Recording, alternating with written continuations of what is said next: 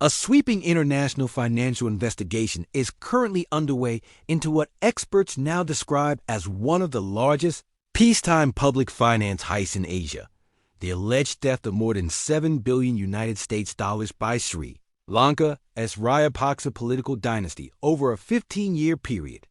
The sum equivalent to nearly a quarter of Sri Lanka's annual GDP was allegedly extracted from public funds, foreign investment inflows, and procurement deals during two separate Rajapaksa-led governments, spanning from 2005 to 2015, and again from 2019 to mid-2022. Until then, President Gotabaya Rajapaksa fled the country amidst a mass uprising. Investigators with knowledge of the case suggest the looted funds were siphoned through inflated military procurements during the Civil War, questionable road construction tenders, government healthcare supply chains, housing schemes such as the Maganeguma Rural Infrastructure Program, and politically connected ministries, including fisheries, aviation, and finance.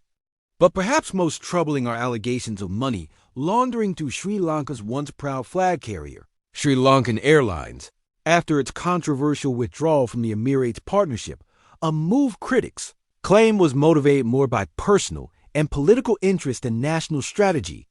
Financial trail analysis shows that significant portions of the $7 billion have been laundered into tourism ventures, shipping and logistics firms, high-end real estate in major global cities, and luxury vehicle import businesses. Investigators have uncovered a complex network of offshore accounts and shell companies spanning from Singapore to the Seychelles, designed to obscure the true ownership of these assets. The Rajapaksa family's alleged empire extends far beyond Sri Lanka's shores, with prime properties identified in Dubai, London, and New York. These lavish acquisitions, often made through intricate webs of holding companies, have raised eyebrows given the modest official salaries of the Rajapaksa clan members who held public office. Particularly notable are several shipping firms registered in tax havens, which investigators believe may have been used to facilitate the movement of illicit funds and potentially engage in sanctions evasion.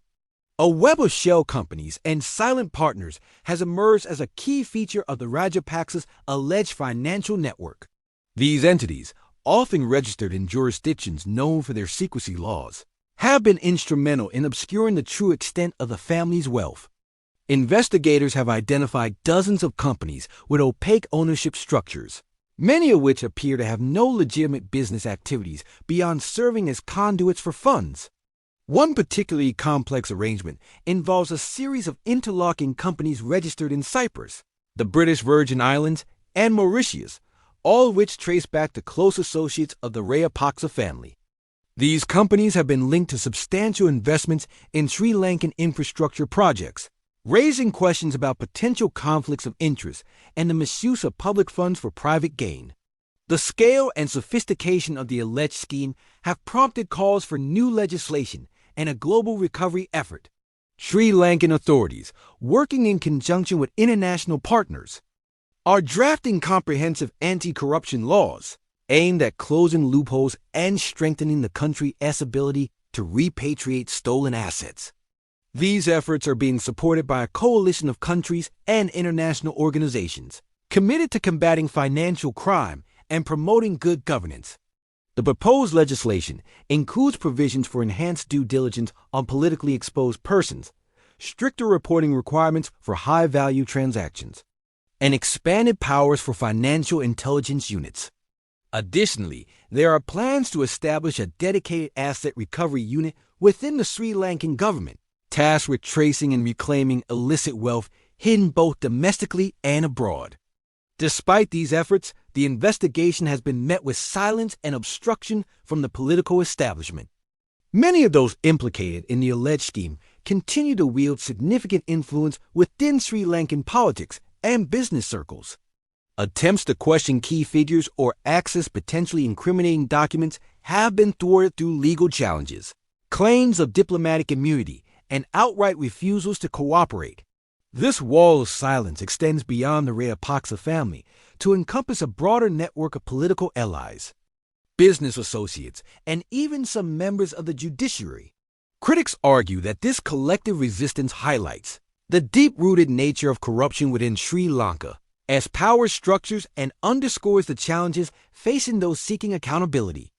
The investigation has also brought to light what some are calling the brown elephant in the room, the role of ethnicity and nepotism in Sri Lankan politics. The Rajapaksa family as dominance of key government positions and their ability to amass such vast wealth has reignited debates about the intersection of political power, ethnic identity, and economic opportunity in the country. Critics argue that the Rajapaksa's rise to power was facilitated not only by their political acumen, but also by their ability to mobilize support along ethnic lines, particularly among the Sinhalese majority. This dynamic, they contend, created an environment where accountability was secondary to loyalty, allowing for the alleged large-scale misappropriation of public funds. As the investigation continues to unfold, questions loom large about what lies ahead for Sri Lanka and its efforts to recover the allegedly stolen billions.